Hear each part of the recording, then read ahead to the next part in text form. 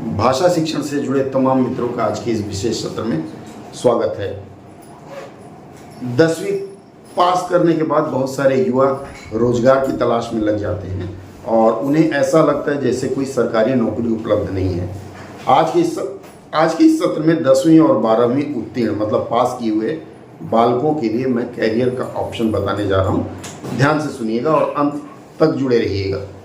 देखिए, यदि आप फिट हैं, एक सामान्य लंबाई चौड़ाई के हैं, तो आपके लिए भारतीय सेना में 10वीं पास करने के बाद से ही अवसर आने शुरू हो जाते हैं। जैसे आप मेरे बैकग्राउंड में देख सकते हैं, ये अग्निवीर इंडियन आर्मी का है। अग्निवीर स्कीम में इंडियन एयरफोर्स, इंडियन नेवी तीनों लेते हैं। इनकी हम एलिजिबिलिटी क्राइटेरिया मतलब क्या होना चाहिए वो आपको बताते हैं। अब जैसे ये देखिए अग्निवीर, यहाँ आप देख सकते हैं अग्निवीर जनरल ड्यूटी। इसमें अगर आप 10वीं पास हैं, लिखा हुआ क्लास 10 मैथ, सिर्फ 45% मार्क्स से, ये थोड़ा सा पढ़ना पड़ेगा बालकों, क्योंकि 45 से कम आया तो अग्निवीर में आप नहीं लिए जाएंगे। एक छोटा सा क्राइटेरिया है। इसके बाद अग्निवीर का दूसरा स्टेज आता है। अगर आपने 12वीं पास कर लिया है तो 12वीं पास करने के बाद फिर आपको एक अवसर और मिलता है अग्निवीर के टेक्निकल एग्जामिनेशन, और यह भारतीय वायुसेना, नेवी और आर्मी तीनों में है। अगर आप 8वीं पास हैं तो भी आपके लिए आर्मी में जगह है। ड्राइविंग लाइसेंस अगर है तो ड्राइविंग में जा सकते हैं। ये अग्निवीर स्कीम 4 वर्ष के लिए होता है। इसके बाद मान लीजिए आप सेना में नहीं जाना चाहते हैं तो आपके लिए एक विकल्प है। आप यहाँ टाइप करेंगे ssc.gov.in। ध्यान रखिएगा, ये जो भी मैं टाइप कर रहा हूँ, जो भी दृश्य दिखा रहा हूँ, यह सब आपके ये छोटे खिलौने अर्थात आपके मोबाइल में उपलब्ध है। आप लोग कभी भी अपने मोबाइल से जाकर के देख सकते हैं। अब ये आप वेबसाइट टाइप करिएगा स्टाफ सिलेक्शन कमीशन की। इसमें देखिए तमाम चीजें हैं। यहाँ देखिएगा ये कई तरह का है। देखिए यहाँ स्टेनोग्राफर 10वीं पास करिए, स्टेनोग्राफी 12वीं पास करिए, स्टेनोग्राफी सीख लीजिए, आप स्टेनोग्राफर के लिए जा सकते हैं। इसके बाद आता है, इनका अलग अलग है। जैसे इस वेबसाइट पर सब इंस्पेक्टर बनना है, ये तो ग्रेजुएट लेवल पर है।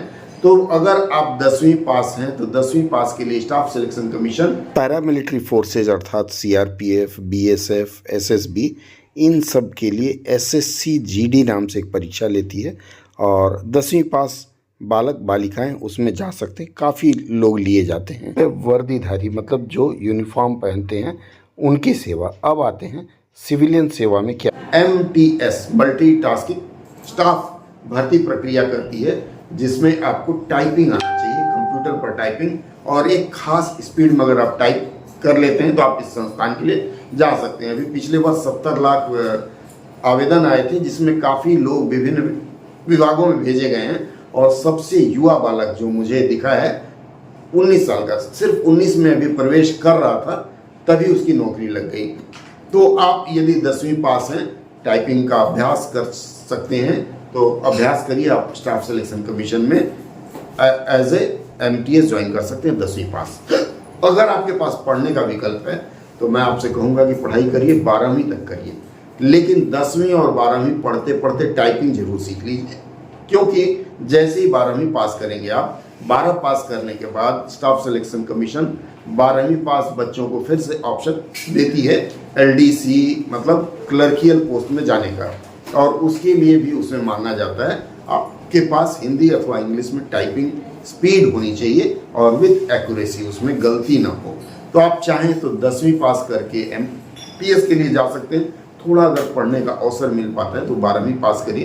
एक चीज़ ध्यान रखिएगा, पढ़ाई करते हैं अगर आप लोग तो उसमें कम से कम 50% स्कोर करने का प्रयास करिए। 50% से कम करते हैं तो कई ऐसी नौकरियां जो आपके हाथ से चली जाएंगी।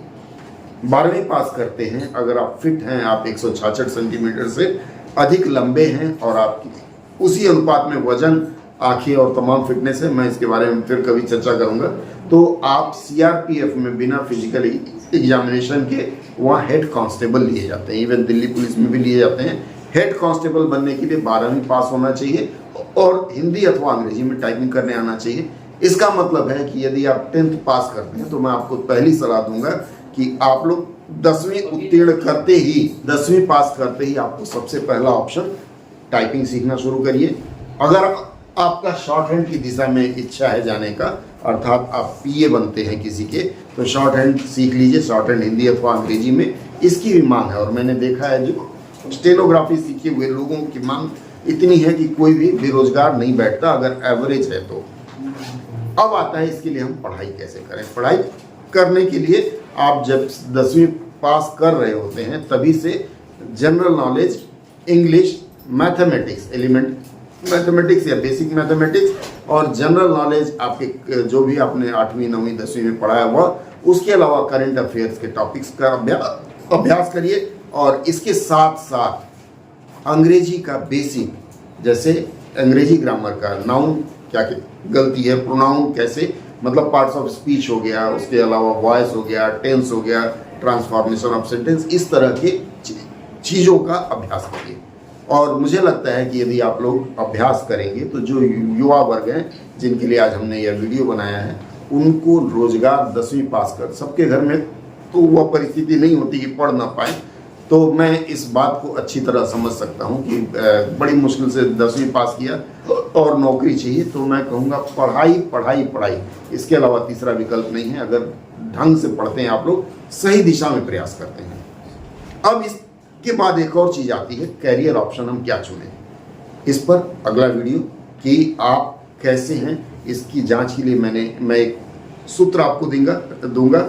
ऑनलाइन आप उस सूत्र से अपने आप को जांच लीजिए। जांचने के बाद फिर आप 10वीं के बाद अपना कैरियर चुनिए, ताकि आगे चल करके पछतावा ना हो। जुड़े रहने के लिए धन्यवाद। सब्सक्राइब ना किया हो तो कर लीजिए, क्योंकि अब से हर वर्ग के लिए सूचना और प्रशिक्षण इस चैनल पर उपलब्ध रहेगा।